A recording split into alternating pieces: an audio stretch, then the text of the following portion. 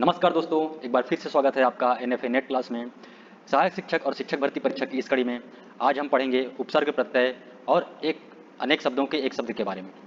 इनके अभ्यास प्रश्नों को देखेंगे हम। तो चलिए देखते हैं, शुरुआत करते हैं उपसर्ग प्रत्यय से। उपसर्ग क्या होते हैं? जो शब्द के शुरुआत में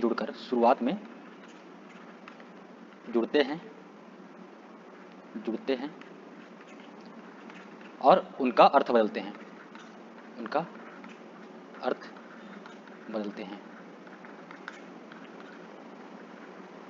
उन्हें हम क्या कहते हैं? उपसर्ग कहते हैं। उपसर्ग और क्या कर सकते हैं? सबसे पहले तो ये शब्दों के शुरुआत में जुड़ते हैं, ये ध्यान रखना है। दूसरा विशेषता क्या होता है इसका? यह अर्थ का विपरीत अर्थ भी बना सकता है। विशेषता, उपसर्ग की विशेषता देखते हैं। यह किसी अर्थ का किसी शब्द के सामने जुड़कर उस अर्थ का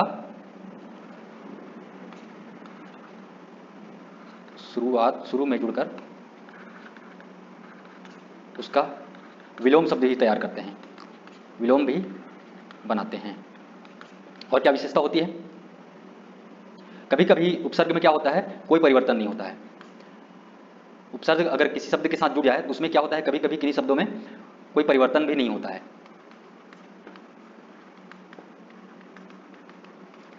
ये जो है उपसर्ग की कुछ कुछ खासियत है। चलिए आगे बढ़ते हैं और प्रश्नों के अभ्यास के साथ देखेंगे इनके बारे में। और खुशबू कौन सा उपसर्ग है? खुशबू शब्द में उपसर्ग कौन सा है? खुश। यह किसके सामने जुड़ा है? बू के सामने। बू का क्या अर्थ होता है? गंध, या फिर बू का क्या अर्थ होता है? गंध। तो इसके सामने खुश शब्द जुड़ जाने से क्या हो जाता है? खुशबू, अर्थात अच्छी बू, अच्छी गंध। अनुज शब्द को स्त्रीवाचक बनाने के लिए किस प्रत्यय का प्रयोग किया जाएगा? अनुज शब्द को स्त्रीवाचक बनाने के लिए हम आ प्रत्यय का प्रयोग करते हैं। यह अनुज होता है और यह आ प्रत्यय के साथ अनुजा हो जाता है, जो कि अनुज का स्त्रीलिंग है। निम्न में से प्रत्यय युक्त शब्द का चयन कीजिए। इसमें प्रत्यय कौन सा शब्द में जुड़ा हुआ है? इक, हरा। इसमें क्या है? हरा प्रत्यय है। अगला है आजन्म। आजन्म में क्या है? आ उपसर्ग है।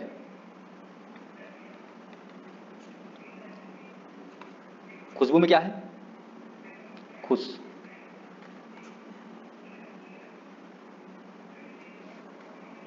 निर्वासित में प्रत्यय है। निर्वासित में क्या प्रत्यय होगा? इत प्रत्यय होगा। निर्वासित कैसे बना है? निर्वास से, निर्वास धन इत।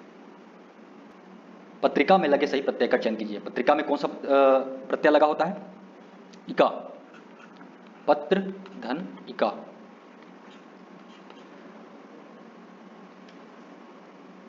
उपसर्ग में हमारी अलग अलग भाषाओं के अनुसार पर प्रत्यय की संख्या अलग अलग होती है। जैसे कि संस्कृत के 22 उपसर्ग होते हैं, हिंदी के 13 उपसर्ग होते हैं, या कभी कभी 14 भी होता है। उर्दू फारसी जो अन्य भाषाओं से है, उर्दू फारसी अरबी, ये तीनों मिलकर 19 उपसर्ग होते हैं। सपेरा नामक शब्द में प्रत्यय को अलग कर मूल रूप से लिखिए। प्रत्यय सपेरा में कौन सा प्रत्यय होगा? सांप धन एरा, एरा, सपेरा। अच्छा, प्रत्यय क्या होता है? जो शब्दों के अंत में जुड़ते हैं। शब्दों के अंत में जुड़ते हैं उन्हें हम क्या कहते हैं? प्रत्यय कहते हैं। प्रत्यय कितने प्रकार के होते हैं? प्रत्यय को 3 कैटेगरी में बांटा गया है। कौन कौन सा? पहला होता है कृत प्रत्यय, जिसे हम कृदंत भी कहते हैं। दूसरा होता है तद्धित प्रत्यय। तीसरा होता है आगत प्रत्यय।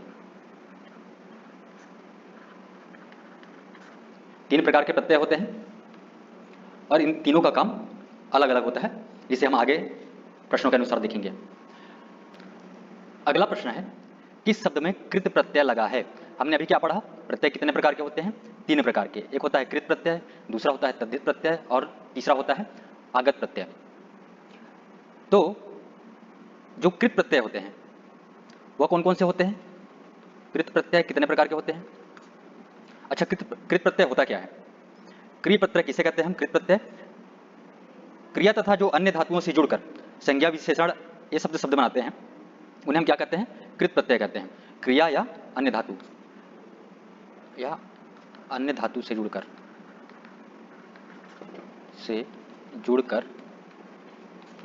संज्ञा या विशेषण बनाते हैं आदि बनाते हैं, इसे हम क्या कहते हैं? कृत प्रत्यय कहते हैं। कृत प्रत्यय कौन कौन से होते हैं?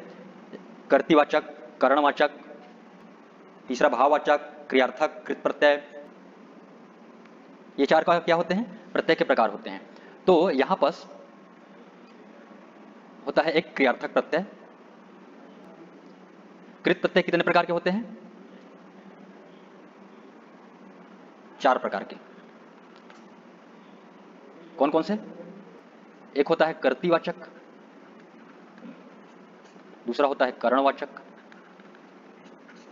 तीसरा होता है भाववाचक, चौथा होता है क्रियार्थक कृत प्रत्यय। क्रियार्थक कृत प्रत्यय।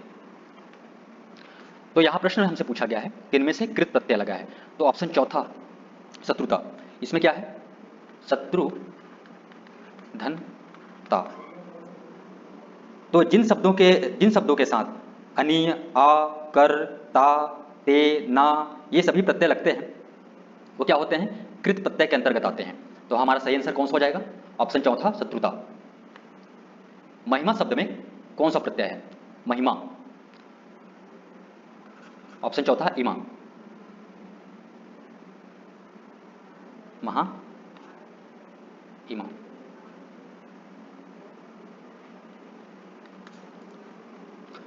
चतुराई, चतुराई में कौन सा प्रत्यय है? आई।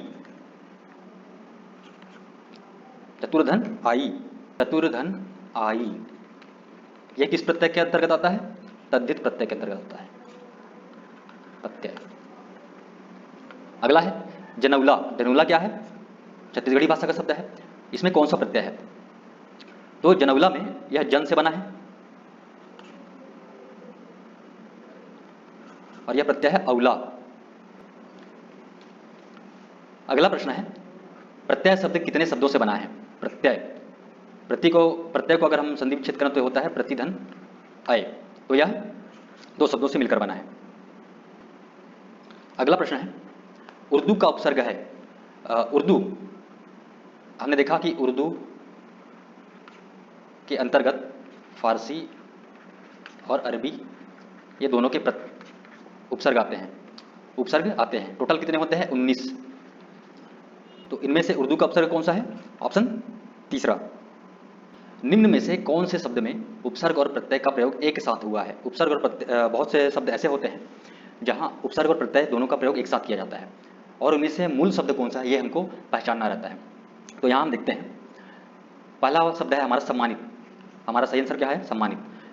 कैसे? सम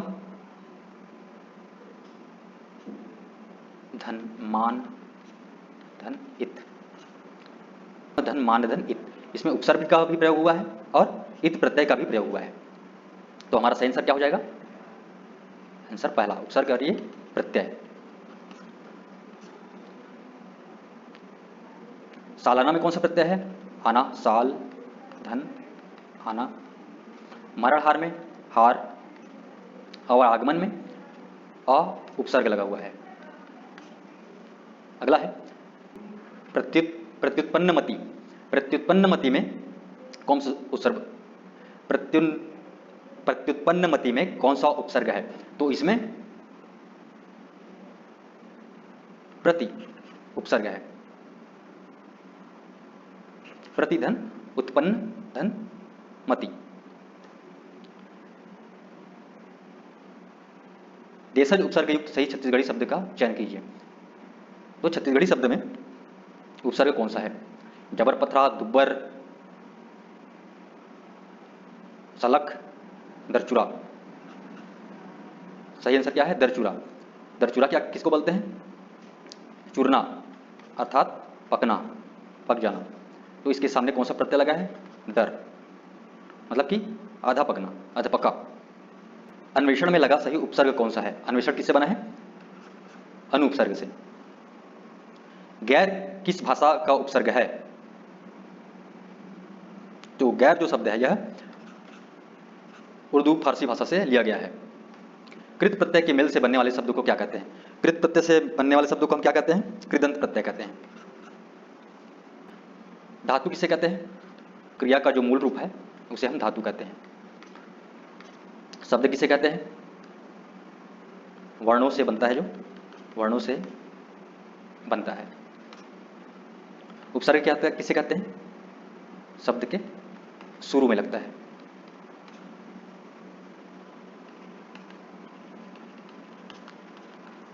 आगे बढ़ते हैं। कौन सा शब्द अ उपसर्ग युक्त है? अ उपसर्ग किस किस में लगा है? अचेत में अ उपसर्ग लगा हुआ है, अथा में भी लगा हुआ है, अबेर में भी लगा हुआ है। तो हमारा सही आंसर क्या हो जाएगा? उपयुक्त सभी। उपसर्ग शब्द नहीं है, किसमें उपसर्ग नहीं लगा है? निरोग क्या है?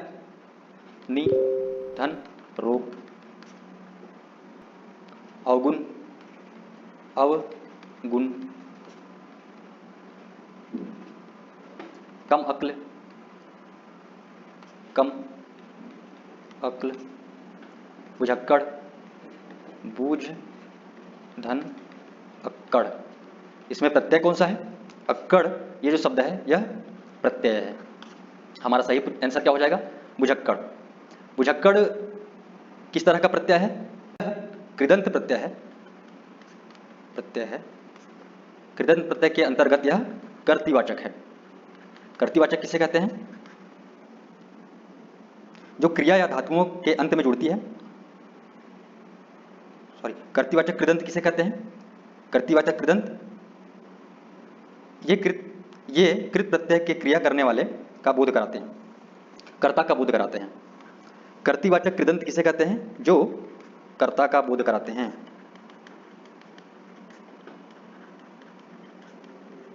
अगला है, कौन सा शब्द आ उस उपसर्ग से निर्मित नहीं है? आ उपसर्ग से निर्मित नहीं है। आ आजन्म में आ उपसर्ग लगा हुआ है, अवज्ञा में क्या लगा हुआ है? अ लगा हुआ है, छोटा। तो हमारा सही आंसर हो जाएगा अवज्ञा। अ उपसर्ग युक्त है, अचेत में भी है, अथाह में भी है, अबेर में भी है। ऑप्शन 4 सभी। संन्यास शब्द में कौन सा उपसर्ग है? संन्यास जो है यह बनता है सम, धन, न्यास। यहां पास हलंत वाला सम होगा, तो ऑप्शन पहला हमारा सही आंसर है। निर्गुण में कौन सा उपसर्ग है? निर, निर उपसर्ग से निर्गुण बना है। सरकार शब्द में कौन सा उपसर्ग है? सरकार में उपसर्ग कौन सा लगता है? स, और इसका मूल शब्द क्या होता है? कार। शब्दांश किसी शब्द के पहले आकर उसका विशेष अर्थ प्रकट करते हैं, उसे हम क्या कहते हैं? उपसर्ग कहते हैं। प्राकथन शब्द में कौन उपसर्ग है? प्राकथन में प्राक, धन, कथन। यह किसमें का उपसर्ग है? यह संस्कृत उपसर्ग है। हमने पढ़ा था संस्कृत उपसर्ग कितने प्रकार के होते हैं? 22 प्रकार उपसर्ग। हिंदी में प्रयुक्त होने वाले संस्कृत उपसर्गों की संख्या कितनी है? ऑप्शन है यहाँ पास 12, लेकिन यहाँ पास क्या है हमारा सही आंसर? 13। 13 उपसर्ग जो हैं हिंदी में प्रयुक्त होते हैं। निम्न में से छत्तीसगढ़ी कृदंत बताइए। छत्तीसगढ़ी कृदंत कौन सा है? छत्तीसगढ़ी में भी हिंदी की तरह कृदंत प्रत्यय होते हैं, और इस तरह से इन शब्दों में हमारा ऑप्शन हो जाएगा तीसरा। पढ़िस, इस प्रत्यय जो होते हैं, इस, पढ़िस, पढ़, रेंगना, रेंग इस, चढ़ इस, ये क्या आते हैं? कृत प्रत्यय के अंतर्गत आते हैं। हमारा सही आंसर हो जाएगा पढ़िस। कौन सा शब्द अ उपसर्ग से निर्मित नहीं है? अवज्ञा, इसमें अ उपसर्ग लगा है, छोटा। निम्न में हिंदी उपसर्ग है, हिंदी उपसर्ग कौन सा है? औ। बाकी किसमें क्या है? उर्दू फारसी के। अभी उपसर्ग किस भाषा का है? अभी उपसर्ग यह जो है संस्कृत भाषा का है। किस शब्द में एक से अधिक उपसर्ग का प्रयोग हुआ है? एक से अधिक उपसर्ग का प्रयोग किसमें हुआ है? इसमें सुसंगठित। कैसे? सु, धन, सम, धन, गठन। गठन जो है इसमें क्या है? मूल शब्द है, मूल शब्द है। अगला हमारा टॉपिक है अनेक शब्दों के एक शब्द। तो चलिए इनको भी देख लेते हैं। पेट की आग के लिए एक शब्द है। पेट की आग के लिए जो शब्द है इसे हम क्या कहेंगे? जठराग्नि। जठर का अर्थ होता है पेट। वाक्यांश के लिए एक शब्द है, सब कुछ जानने वाला, उसे हम क्या कहते हैं? सर्वज्ञ। जिसका निवारण नहीं किया जा सके उसके लिए एक शब्द क्या है? अनिवार्य। वास्तविक मूल्य से अधिक लिया जाने वाला शुल्क, उसे हम क्या कहते हैं? अधिशुल्क। यायावर के लिए दिए गए 4 विकल्पों से वाक्यांश सही है। यायावर किसके लिए प्रयुक्त होता है? जो एक स्थान पर टिक कर ना रहे उसे हम क्या कहते हैं? यायावर। अपने ही बल पर निर्भर रहने वाला उसे हम क्या कहते हैं? स्वावलंबी। अरण्य रोदन का सही अर्थ बताइए। अरण्य रोदन का क्या अर्थ होता है? व्यर्थ में जो रोते हैं, जो व्यर्थ में किसी के ऊपर किसी से सामने रोते हैं और उन पर कोई ध्यान नहीं देता, उसे हम क्या कहते हैं? अरण्य रोदन। मानसिक स्थिति जब अमंगल की घटना होने की आशंका मन में हो उसे हम क्या कहते हैं? आशंका कहते हैं। जिसका पति जीवित हो इस वाक्य खंड के लिए सार्थक शब्द है। जिसका पति जीवित हो, इनमें से कोई नहीं, क्योंकि उसके लिए कोई शब्द होता है जैसे कि सौभाग्यवती कहते हैं,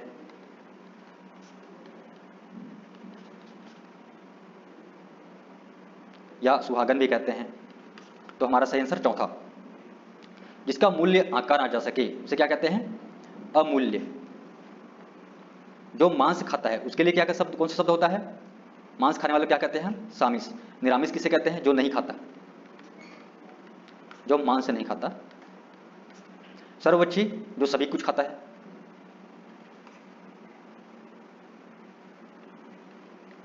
चाहे वो मांस हो या फिर चाहे वो वेज हो चाहे नॉन वेज हो, उसे खाने वाले हम क्या कहते हैं? सर्वभक्षी। सर्वभक्षी कहते हैं। हिंसाचारी किसे कहते हैं? जो हमेशा हिंसा के कार्यों में लिप्त रहता है। लौट कर आया हुआ इसे हम क्या कहते हैं? इसे हम कहते हैं प्रत्यागत। जो इंद्रियों की पहुंच से बाहर हो उसे हम क्या कहते हैं? इंद्रियातीत। सबसे पहले गिना जाने वाला उसे हम क्या कहते हैं? अग्रगण्य। आपत्ति का सही विपरीत अर्थक कौन सा है? आपत्ति का विपरीत क्या होगा? करने वाला, उसे हम क्या कहेंगे? मधुरभाषी। जो सब कुछ जानता है उसे हम क्या कहते हैं? सर्वज्ञ। अश्व का पर्यायवाची क्या है? अश्व का पर्यायवाची क्या होता है? हय। तो आज उपसर्ग और प्रत्यय और अनेक शब्दों के लिए एक शब्द का यह वीडियो यहीं समाप्त होता है। नेक्स्ट वीडियो में हम मिलेंगे नए टॉपिक के साथ। और आप सभी को क्या करना है? टेलीग्राम चैनल पर जाना है और इस चैनल को ज्वाइन करना है, छत्तीसगढ़ शिक्षक भर्ती परीक्षा। और वहाँ जो क्विज़ हैं आपके लिए, नए नए क्विज़ हैं, उनको आप अटेम्प्ट करेंगे। वहाँ आपको सभी सब्जेक्ट के क्वेश्चन मिलेंगे, उन्हें अटेम्प्ट कीजिए और अपनी तैयारी अच्छे से करिए। तो मिलते हैं अगले वीडियो में, तब तक के लिए आपको नमस्कार।